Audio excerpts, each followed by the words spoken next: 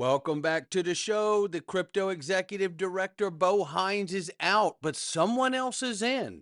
And will it make the XRP ledger systemically important? We got so much more. Somebody roll that beautiful intro.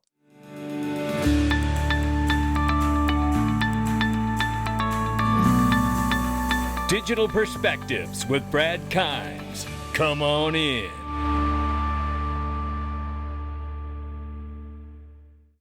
Welcome back to the show. You can follow us on X, YouTube, and DigPerspectives.com for exclusive content.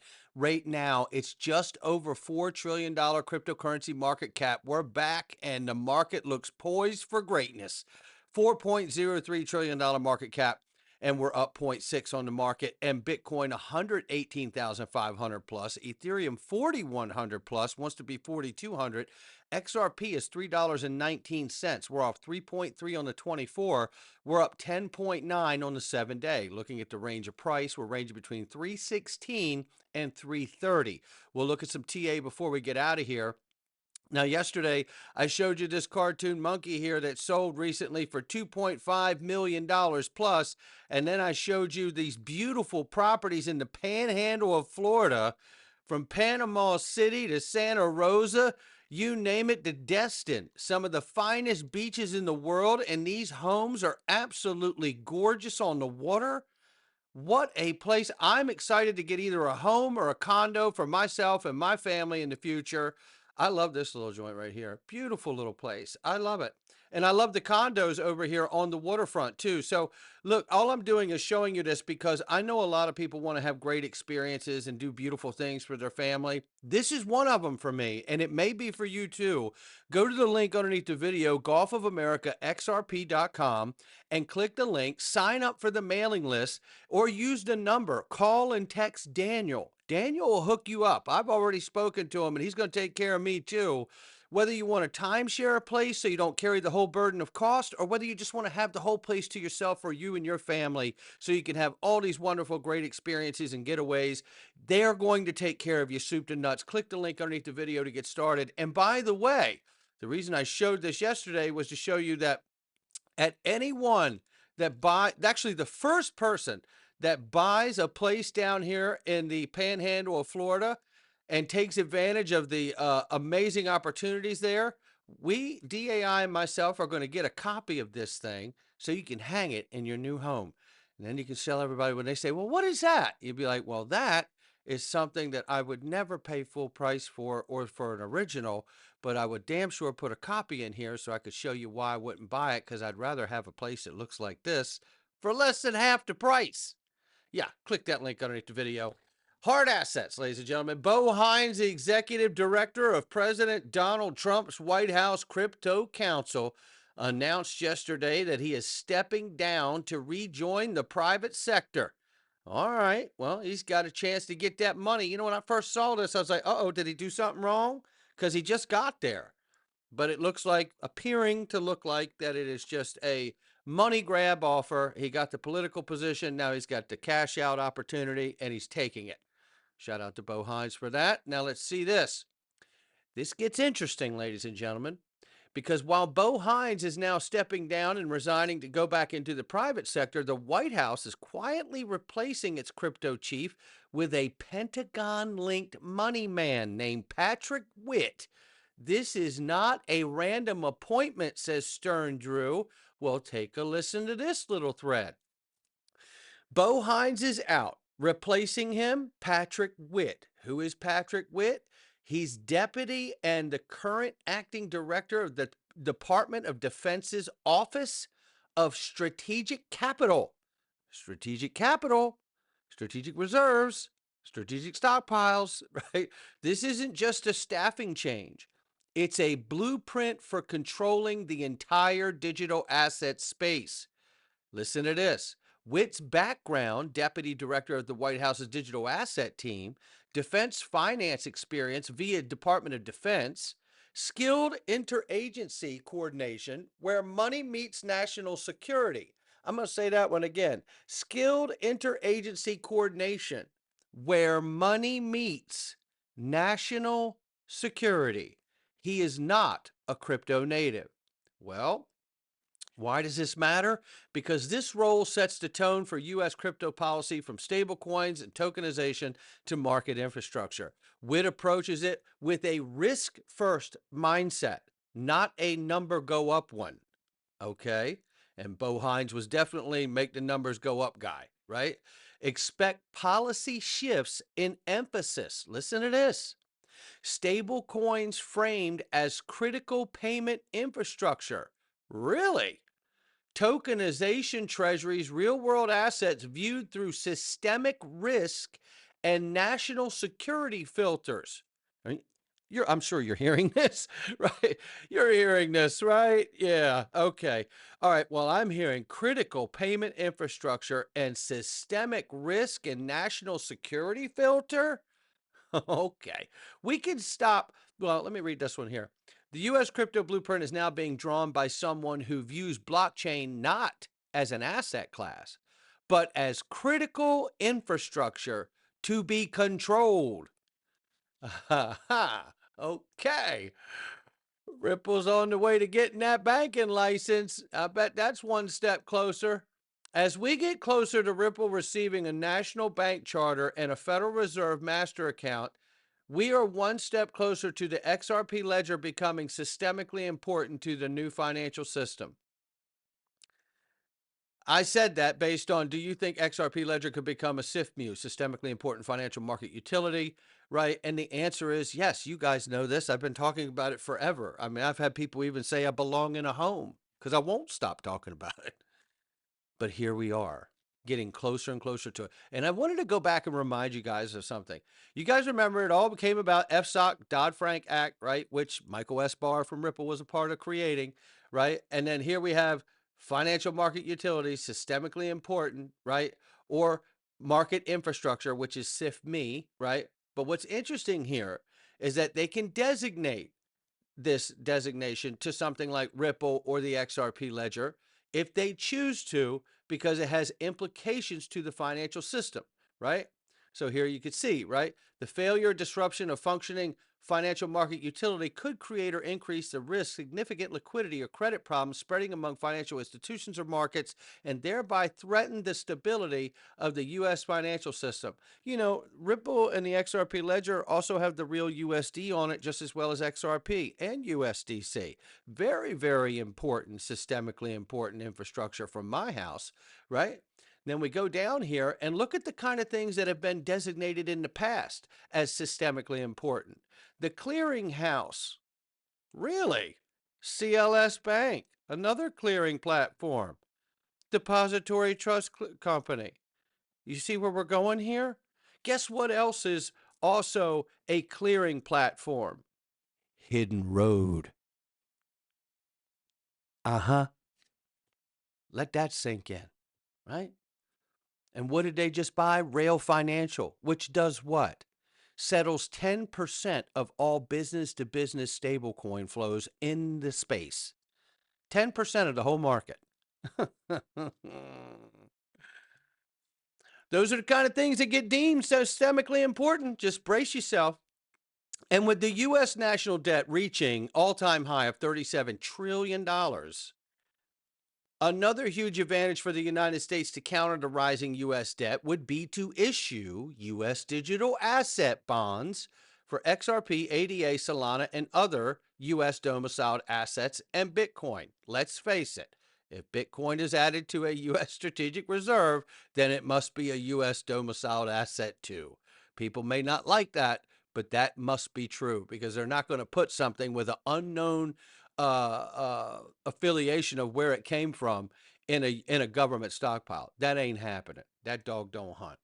And meanwhile, we still have a lot of these antiquated maxis out here and tribalists like Pierre Rochard trying to throw very, very damning shade, unnecessary false shade on XRP constantly. The reality is that Pierre has XRP derangement syndrome. Don't be like Pierre. It's not good. And it isn't going to affect anything. Ultimately, Pierre just makes himself look silly, right? Pierre is confused if he thinks that his opinion alone is going to stop XRP in its tracks because he just doesn't like it, right? He should probably speak to a professional. So, what do I know? I'm a drummer. Nonetheless, let's take a look at this because XRP criticism is getting out of hand. Yeah, and Raoul Pal gives it criticism too. But we're up 440% in 9 months. Ripple lawsuit victory. Stablecoin Real USD, USDC live. EVM sidechain live. 100 million plus. 19 different spot ETFs for XRP filings. And yet they still call us the moron Sorry, trade. but people are going to buy XRP and Doge and Cardano, whether you like it or not, Just because the price is low, because he they're says. cheap. In the absolute term of how much you pay for a token, so people will do that. The alt layer ones that are getting absolute network adoption, Solana, Sui, a few others. He had to stop and remember, now which ones am I invested in? Because he's a huge VC. So he's talking his book. That's what's happening right here. Now, he's been long XRP for a long time, but he's playing it down because he's not got the VC allotment from XRP and Ripple on the asset, right? He's in the other ones. The things that he's mentioning, he's got a deep, deep position in, much deeper than XRP, which is why he's talking about it and throwing shade on it. Nonetheless, that's Raoul Pal for you. Nonetheless, right? And here, what we know, he didn't get his discount VC allotment. That's why he's talking about Solana, Sui, and XRP is a moron trade. People will just buy it because it's up in the top 10 and it's the cheaper of the ones. And, it's like there is logic to that, but it also is very dismissive to the real utility that XRP has, right? And that's on him for not wanting to share that. Nonetheless, banks are coming. Take a listen, PNC. Similar, and we're enabling digital payments through Coinbase on our systems, and we're also using our bank capabilities for fiat, our treasury management services, for them. So we're doing two things at once. But we looked at this a bunch of years ago, and then we kind of had the crypto winter, and we had prohibitions from regulators to, even spell crypto. And everything went on hold, and now we've got the Genius Act through, and there's progress, and the regulators, OCC and so forth, have dropped their restrictions on our ability to work with crypto. So off we go. So off we go. There it is. Do you believe? I know you don't, but who believes out here that PNC is going to be the only one that says off we go, right? Of course, everyone's coming. Now, remember, not long ago in this space, there was an influencer in this space that was saying that banks aren't going to offer crypto, only they would. And they have some kind of program, and they were trying to tell everybody that banks weren't going to get into crypto. Oh, I think you know what I'm talking about. Yeah, I think you do. Yeah, be careful out here. A lot of people look like charlatans. Yeah, shiny watches, stuff like that. Correction.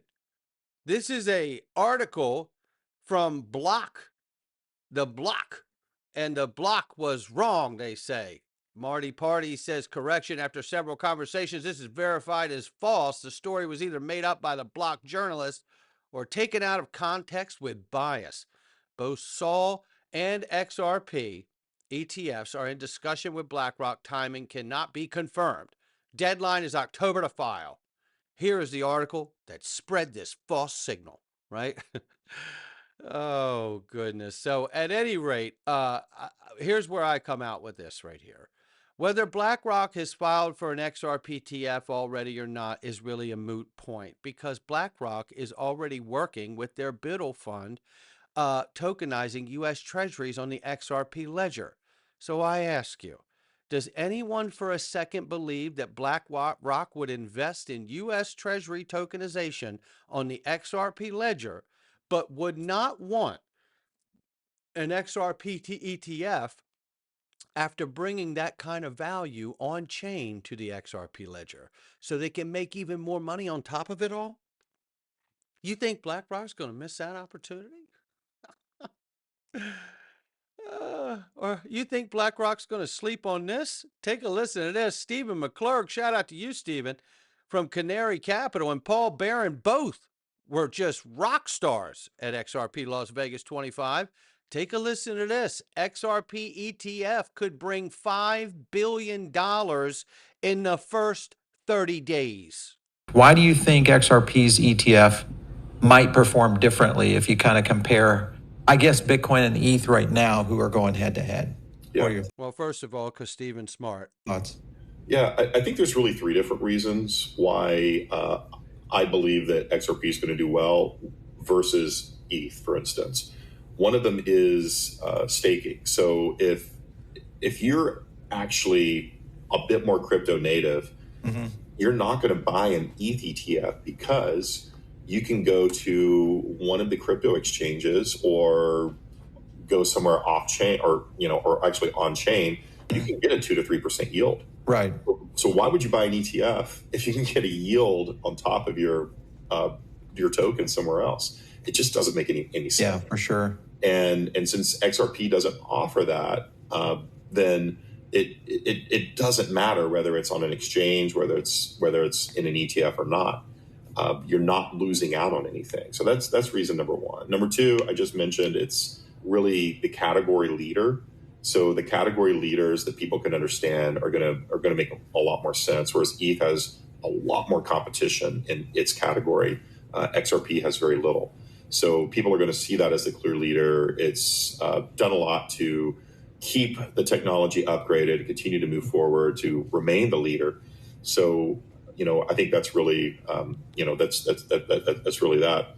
And then really the third point here is the demand and the community and the number of people that are following this thing. So look, I think XRP's $5 billion the first month across the board. So we'll see how that goes, but I believe out of the gate it's definitely gonna outperform what ETH did out of the gate.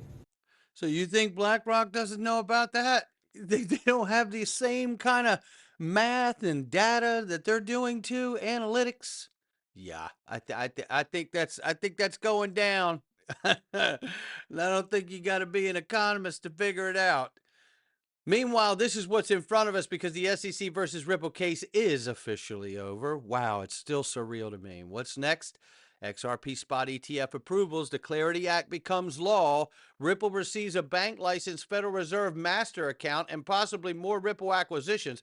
Now, for the first three there, the ETF approvals, the Clarity Act, and Ripple receiving a bank license and a Federal Reserve master account, that all could be done by November of this year. Think of that for a moment. August, September, October, November. In 3.5 months, let's call it. Those things could all be done, and this entire market will absolutely look completely different. There's no question. Yeah, it will be the official step towards utility being the price driver in this market and not just speculation. But we'll still need all those stable coins and tokenized assets on all the protocols. In order to have a high price, I believe we have to have high activity.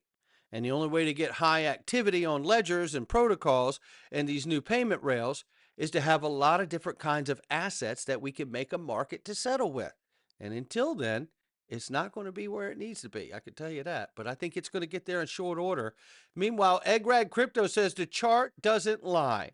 The chart is speaking volumes, and its 777% surge is all we need to ignite this journey. So going into this right here, looking at it, the 777% will put us right at about 24 or 28 bucks there is the line, looks like to me. So that is pretty remarkable. And in thinking of that, I wanted to share too, because a lot of people are going, 777%. We're never going to see that, aren't we, though? Look, we just saw 630% in the life of crypto. We've seen that before. This isn't the first time for us. This isn't a first rodeo for us here. Look, it could be 630% or it could be 54%. I mean, I'm just saying the 630% proves that 777% is not off the table. This is a really, really special asset that we are holding, ladies and gentlemen.